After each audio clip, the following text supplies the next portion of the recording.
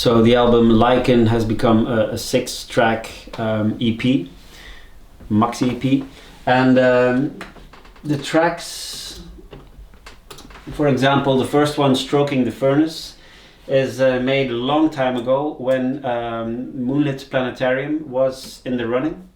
So it was one of the tracks that didn't make Moonlit Planetarium because it was a bit in the same as the other tracks, and I had to choose. It was just a hard decision, just kill your darlings, and this was a darling that I could rescue after all these years. So I'm very glad it happened this way.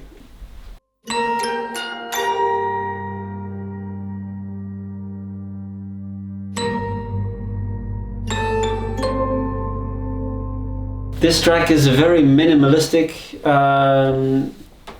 track. Only it appears that it only has like one layer, one instrument. It's a kind of xylophone, or more like a music box. Yes, that's it. A music box, like the music box that you can hear when you open the little ballerina earring jewelry box. It has this ding ding ding, this sound. So this is a music box. So I made this track with the music box, and I run it through a whole lot of reverbs and pitch shifters, so it becomes a little weird. And I used all the best takes I had of this music box and made a compilation of it. This track was made for an actual performance I had to make the soundtrack for. It was a soundtrack for Wim van de Kepes, his performance called Dijf, which was only played in Munich in Germany. But this is one of those tracks where two people only were on this big stage and they had to perform this dance next to each other. Actually, one was copying the other, so it was a very delicate and very touching moment when they were showing these really fluent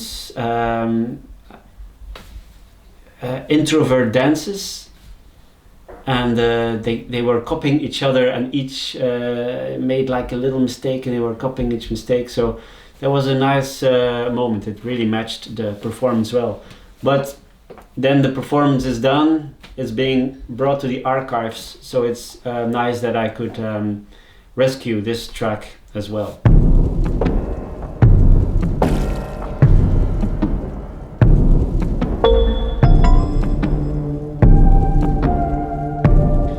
This is a very easy track. It was, for me, it was actually never a track that was meant to be on a record, because it's just really an improvisation. It just it took like 20 minutes to record this. It was just me playing percussion through a whole lot of pedals and effect pedals, and I recorded this whole rhythm track in one time, and it just had the vibe I liked. It's one of these nights when you just can't bring your mind at ease, and you can be relaxed. You can read a book or watch a movie. You just create, and without a purpose.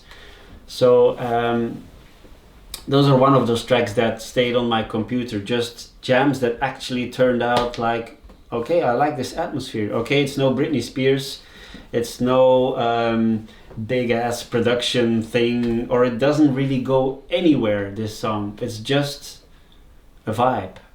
It's just something you put on, and then you feel that it's when it's on, you don't really pay any attention to it, but it alters your state of mind.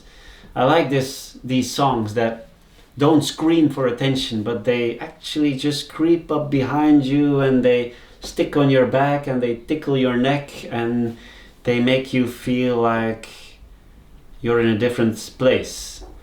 So I like these like little psychologists, like babbling in your ear.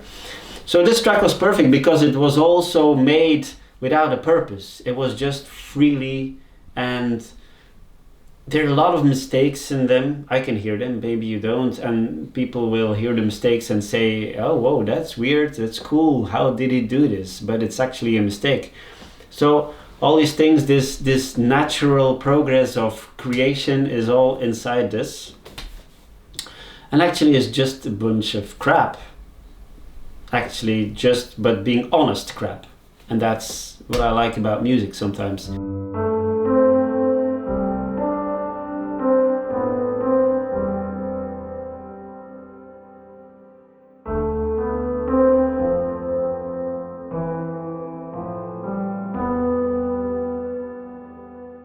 There's a lot of funny stuff to tell about this one. This actually isn't very old at all. It's just like 2 months old.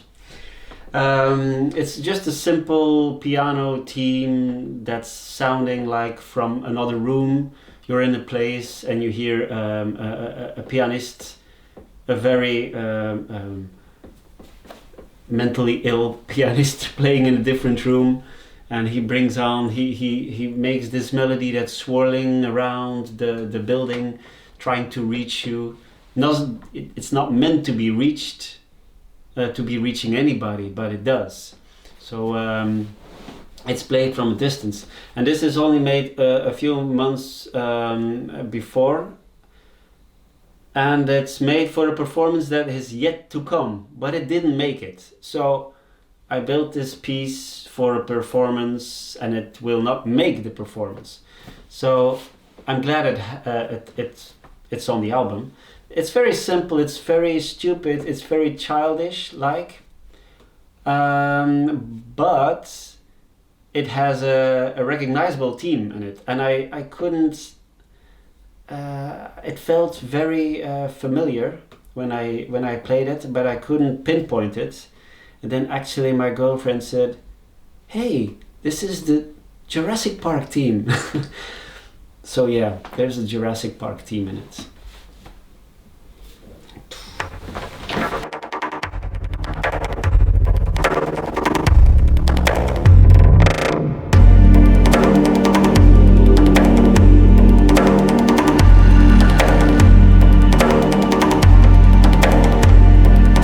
Here is another track, Swans on Drums. It's also one of these tracks I like making just for making it. There's no purpose to it. It has no commercial value to it. It's one of these exercises, brain exercises of cutting and pasting and editing and crawling into this universe of weird music. And so I'm also glad that it found a place on the album between all the other weird stuff. And this track reminds me of animals you put behind instruments, and you wait for 10 years and you record everything, and suddenly in all the archives of all the records you made of these animals who are not musicians, being flapping and picking those instruments, suddenly there is like the 3 minutes of music in this whole recording. So it's possible. So it reminds me of this like an accident of animals making music. And yeah, that's it. It contains there are 2 pieces. One of the animals making music, and then a second piece of a kind of Vangelis kind of space outro. Reminds me a bit of 80s classics, or maybe the soundtrack of Blade Runner or something. Using big names here. I don't want to copy Vangelis for this. But it has this deep space 80s sci-fi feel about it, and which I like very much.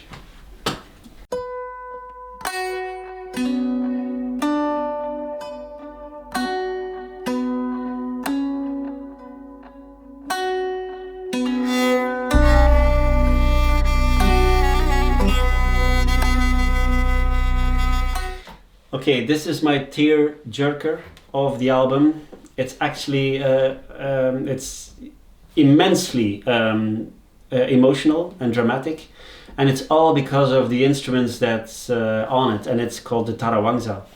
And the Tarawangsa is an old Sundanese instrument ensemble from Indonesia.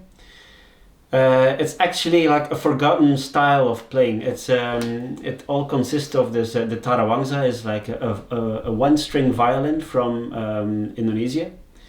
It's like this box. It resembles like the Chinese erhu. It has like a one-string violin, and it's accompanied with a yentreng, and it's like a table sitar, a harp, played with both hands. And this ensemble from the Tarawangsa and the yentreng, they form Tarawangsa. So and for the album Java, I met these musicians who were still practicing or learning it in university, playing this old Sundanese poetry form of music. There's also a Tarawangsa track on the album Java. And I asked them if they could record a new session for me, because I was making music for the Wim van de Kebus production, and I felt it needed a Tarawangsa track because it's so powerful and so poetic, and it really speaks out to you because it's one of those instruments that really talk to the heart. It felt just right for this production. So I asked them if they could just improvise on this on their instruments, and then I would build a new track around it. So they did, and this is one of these tracks I used on Die Lichen from Wim van de Kebus, and also it's one of the tracks I just freed from eternal hard drive prison. And so it's on the album now. It's I warn you, it's on the last of the album. It's the last track of the album because it's the most powerful, I think. If you're really into this kind of music, you really have to check out Tarawangsa music. It really makes your world, I don't know, small and very big at the same time. It's also, Tarawangsa is also one of the instruments is on my to-do list for mastering. So I really want to be playing it myself because I will need it too much for my production. It's one of those hidden secrets also, which is not a secret anymore now. Okay, voila.